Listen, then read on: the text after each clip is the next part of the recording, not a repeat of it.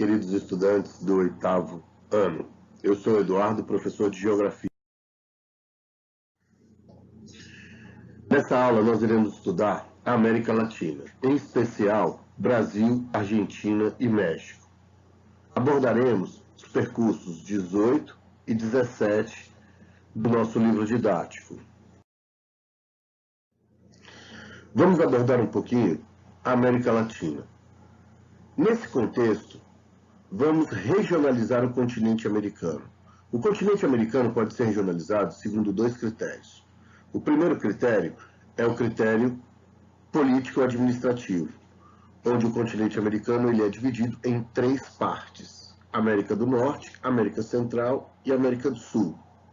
Levando em consideração o critério histórico-linguístico, o continente americano pode ser regionalizado em duas porções: a América anglo-saxônica, países que foram colonizados por países de língua anglo-saxônica, em especial a Inglaterra, Canadá e os Estados Unidos pertencem à América anglo-saxônica. E América Latina. A América Latina são os países que foram colonizados especialmente por Espanha e Portugal, países que têm o espanhol e o português a língua derivada do latim. Daí vem América Latina. Claro que existem algumas exceções, como por exemplo Jamaica, Belize, o Suriname. O próprio Canadá é uma exceção, uma vez que foi colonizado pela Inglaterra e pela França, e o francês tem origem de uma língua neolatina. Abordando um pouquinho os aspectos da industrialização. Nós temos três grandes conjuntos de países no contexto da industrialização mundial. Primeiro, os países de industrialização clássica ou antiga. São aqueles países que participaram efetivamente da primeira Revolução Industrial em 1750 e da segunda Revolução Industrial em 1860. Inglaterra, França, Alemanha, Bélgica, Holanda, Estados Unidos, Rússia e Japão. São os países de industrialização clássica ou antiga. Países de industrialização planificada.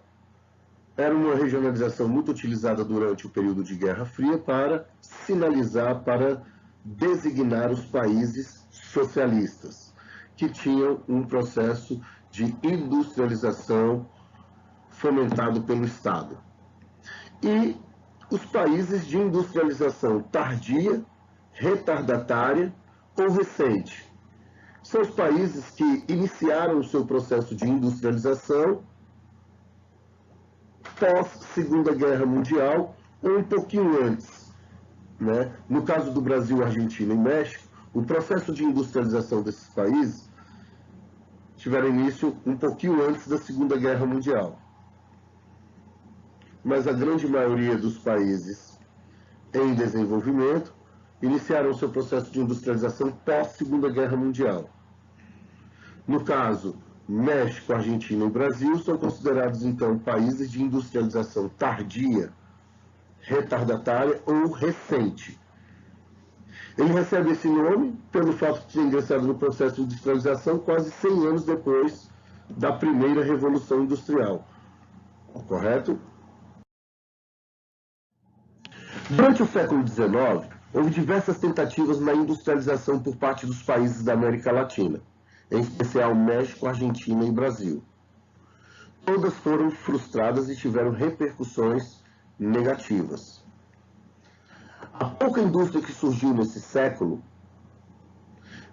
estava diretamente relacionada à produção de bens de consumo não duráveis, como sabão, couro, tecido, lã, a indústria moveleira e, claro, alimentos. A crise de 1929 contribuiu para o processo de industrialização da América Latina. Esse processo recebe o nome de industrialização por substituição de importações. Os países da América Latina compravam muitas máquinas, ferramentas, peças dos países desenvolvidos, Com a crise de 1929, os países desenvolvidos deixaram de exportar para a América Latina. A América Latina se viu, então, naquele momento, obrigada a iniciar o seu processo de industrialização e substituir o que era importado e passar a fabricar os seus próprios produtos. Isso foi muito importante, se você levar em consideração a negativa de atendimento dos países desenvolvidos. Isso acabou impulsionando e acabou, de certa forma, estimulando o processo de industrialização na América Latina, em especial no México, Argentina e no Brasil. Esse modelo de industrialização é chamado de industrialização por substituição de importações. Então, nós nos vimos obrigados a iniciar o nosso processo de industrialização devido à negativa dos países centrais e desenvolvidos em vender produtos agrícolas, matérias-primas. E aí você tem logo em seguida da crise de 1929, 1938, o início da Segunda Guerra, 1939, o início da Segunda Guerra Mundial. Então, os países centrais estavam ocupados, estavam voltados para o conflito mundial, e não para abastecer a América Latina. Então, os países da América Latina se viram obrigados, nesse momento, a iniciar o seu processo de industrialização, e foi o que aconteceu, por exemplo, no Brasil. A indústria brasileira, ela tem aí a sua origem a partir do Barão de Mauá, 1880, 1890, mas efetivamente o investimento por parte do Estado e o grande desenvolvimento da indústria brasileira vem a partir de 1930 no governo Getúlio Vargas, onde você tem a criação de grandes empresas, de grandes indústrias de base do Estado, né? E que até hoje estão aí entre as maiores empresas do Brasil.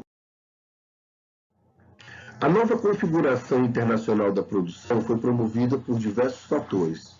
Então, a questão industrial, a indústria, ela busca sempre o lucro. O objetivo do processo capitalista é gerar lucro. A indústria, ela vai sempre buscar ser mais eficiente, buscar locais que ofereçam vantagens, buscar localidades que ofereçam benefícios. Quanto maior o número de benefícios e vantagens que essa indústria consegue abraçar, maior será o seu lucro. Esse conteúdo, esse fenômeno é chamado de fatores ou vantagens locacionais. A indústria vai sempre buscar localidades, regiões que ofereçam benefícios e que ofereçam vantagens. Que vantagens e benefícios são esses? Vamos abordar alguns. Primeiro, uma mão de obra barata, abundante, eficiente. Mercado consumidor é muito importante para a indústria.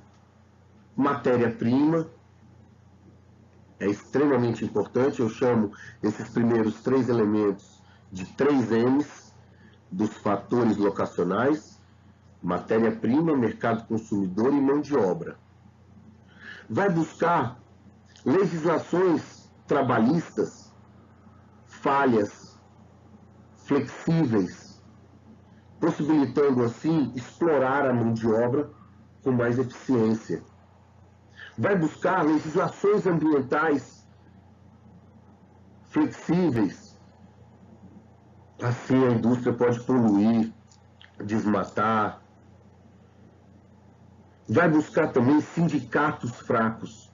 O que são os sindicatos? Sindicatos são associações de trabalhadores, de grupos de trabalhadores, que servem para defender os direitos de determinada classe.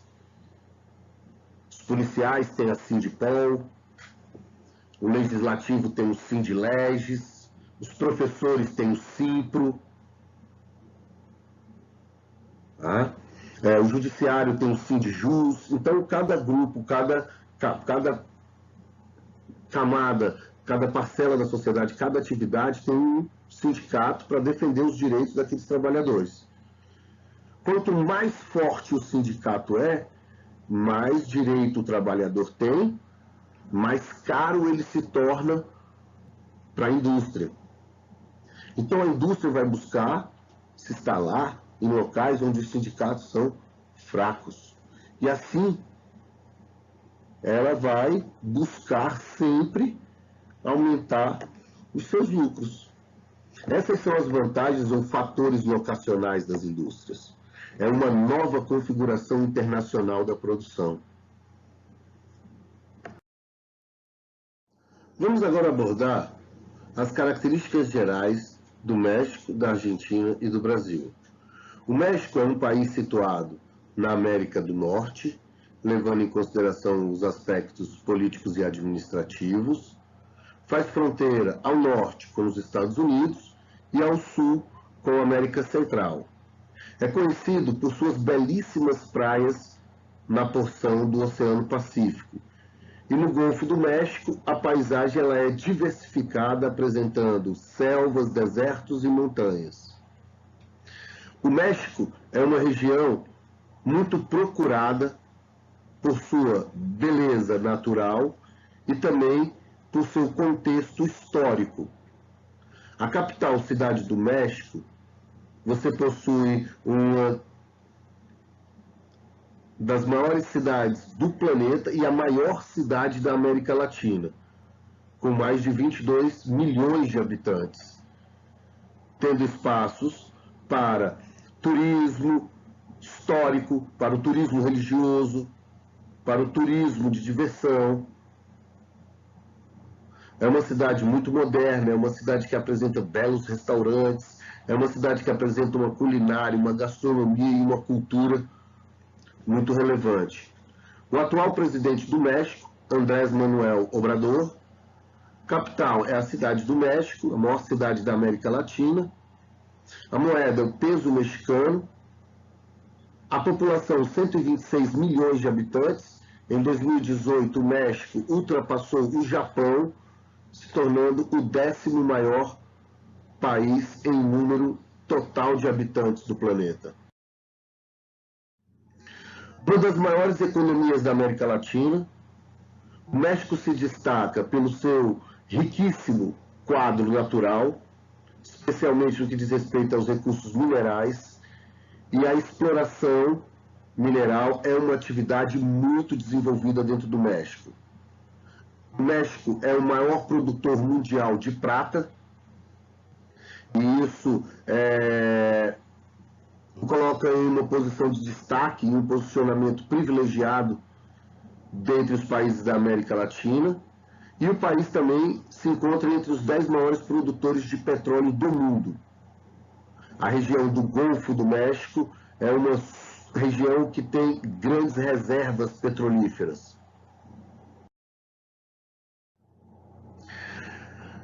As indústrias, principalmente as indústrias têxteis e alimentícias, surgiram a partir do século XX. Desde aí, você tem aí uma evolução industrial e novas indústrias, novas tecnologias vão surgindo, principalmente a indústria química, petroquímica, petrolífera, siderúrgicas, mecânicas, dedicada à fabricação de bens de consumo duráveis, como automóveis e eletrodomésticos. O México começa a ter uma importância muito grande dentro da produção de bens de consumo duráveis. Dentro do território mexicano estão instaladas várias indústrias americanas, conhecidas como empresas maquiladoras. Essas empresas servem para produzir principalmente eletrodomésticos. Tá? É uma indústria também que tem uma indústria automobilística muito forte, farmacêutica. E a maior parte dos produtos que são produzidos nessas indústrias americanas situadas no território mexicano tem como destino os Estados Unidos da América. Existe uma concentração industrial nas cidades do México, Monterrey e Guadalajara. Tá? Essa concentração industrial também gera uma concentração de renda. Isso fez com que o governo mexicano criasse novos núcleos de desenvolvimento. Então, desde o ano de 2012, o montante de investimento dentro dessas três grandes cidades diminuiu em torno de 35%. E no mesmo período você tem o investimento sendo difundido por outros estados, por outras regiões do território mexicano. Um processo de relativa desconcentração industrial. Vários locais do México são considerados patrimônio da humanidade. Um deles é o Centro Histórico da Cidade do México. México, como eu já disse, nós já falamos, a Cidade do México é uma das maiores metrópoles do mundo e é a maior cidade da América Latina. Lá você tem a Praça do Zócalo, a Pirâmide do Sol, um grande acervo arquitetônico dos ameríndios que habitavam o continente americano antes da chegada dos portugueses.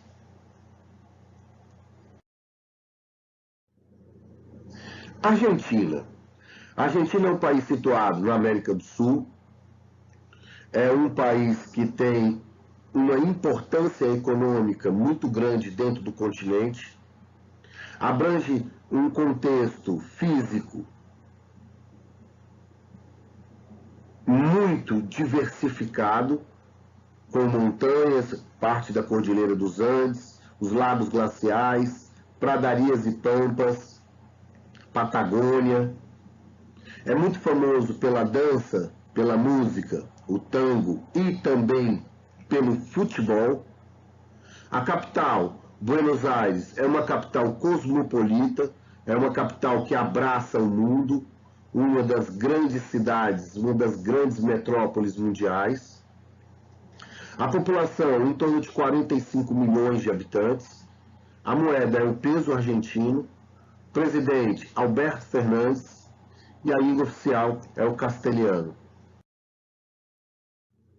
O Parque Industrial da Argentina concentra-se próximo à capital, Buenos Aires, que é a cidade mais desenvolvida do país. Outros grandes e importantes centros industriais ficam nas cidades de Mendoza, Tucumã, Rosário e Córdoba, além, lógico, de Tierra del Fuego. Essa última região é onde concentra um parque de alta tecnologia, um parque de indústrias mais avançadas, indústrias 3.0, voltadas principalmente para a produção de bens de consumo duráveis, como automóveis, celulares, micro-ondas, televisores e outros produtos. Brasil. No Brasil, nós estudamos o ano passado, quando falamos do processo de industrialização brasileiro, e também quando abordamos a região sudeste, nós falamos muito sobre a concentração industrial e a relativa desconcentração industrial brasileira.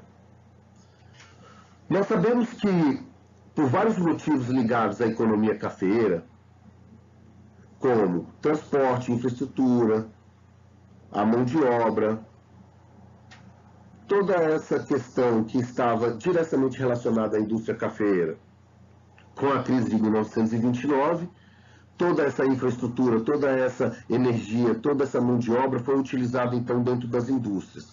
Então nós tivemos uma grande concentração industrial dentro da região sudeste, principalmente no estado de São Paulo. Com o passar do tempo, o estado de São Paulo ele fica saturado, um grande parque industrial foi criado, uma grande atividade industrial existe na cidade, e isso vai gerando competitividade, isso vai aumentando a densidade demográfica, vai gerando uma série de problemas devido à macrocefalia. Por ser uma região que concentra grande atividade industrial, acaba sendo também uma região que atrai um grande contingente populacional. Certo? Durante o governo Vargas, nós tivemos aí o início do nosso crescimento industrial, a criação de grandes empresas como a Petrobras, Chesf, a Vale, tá? A CSN, Companhia Siderúrgica Nacional, que até hoje é a maior produtora de aço da América Latina, situada na cidade de Volta Redonda, no Rio de Janeiro. Então você percebe que a indústria ela foi projetada inicialmente para se localizar no estado do Rio, São Paulo e nas adjacências, especialmente na região sudeste. Com o passar do tempo, novas regiões foram atraindo, foram criando vantagens e benefícios locacionais para que essas indústrias repensassem a sua localização. Assim, graças a uma forte estrutura de transporte, comunicação, isenções fiscais, as indústrias elas começam a se deslocar do eixo Rio-São Paulo para outras regiões, e aí especialmente para a região Nordeste. A região Nordeste acaba atraindo uma boa parte da indústria pela mão de obra barata, pela proximidade com os Estados Unidos e com a Europa, e grandes benefícios e isenções fiscais ofertados pelos estados da região Nordeste. Então a região Nordeste acaba sendo um grande polo de atração.